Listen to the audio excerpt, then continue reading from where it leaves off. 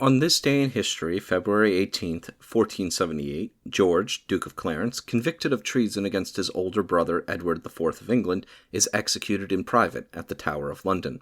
Included in the following is an excerpt from the 1944 edition of the Encyclopedia Britannica going over the life of George. George, Duke of Clarence, from 1449 to 1478, younger son of Richard, Duke of York, was born in Dublin on October 21st, 1449. Soon after his elder brother became king as Edward IV, in March 1461, he was created Duke of Clarence, and his youth was no bar to his appointment as Lord Lieutenant of Ireland in 1462. Clarence came under the influence of Richard Neville, Earl of Warwick, and in July 1469 was married at Calais to the Earl's elder daughter, Isabella. Although he had been a suitor for the hand of Mary of Burgundy, with his father-in-law he supported the rebels in the north of England. When their treachery was discovered, Clarence fled to France. Returning to England with Warwick in September 1470, he witnessed the restoration of Henry VI. When the crown was settled upon himself in case the male line of Henry's family became extinct. But a public reconciliation between the brothers took place when the king was besieging Warwick in Coventry, and Clarence then fought for the Yorkists at Barnet and Tewkesbury.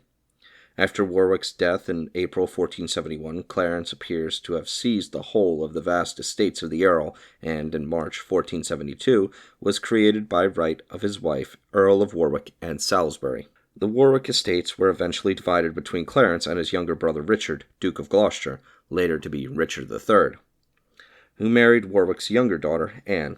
Clarence now sought to marry, as his second wife, Mary of Burgundy, now Duchess. To this marriage Edward IV objected. He became convinced that Clarence was aiming at his throne. The Duke was thrown into prison, and in January 1478 the king unfolded the charges against his brother to Parliament. He had slandered the king, had received oaths of allegiance to himself and his heirs, and prepared for a new rebellion, and was in short incorrigible. Both houses of Parliament passed the Bill of Attainder, and the sentence of death which followed was carried out on February 17th or 18th of 1478. It is uncertain what share Gloucester had in his brother's death, but soon after the event the rumor gained ground that Clarence had been drowned in a butt of Malmsey wine.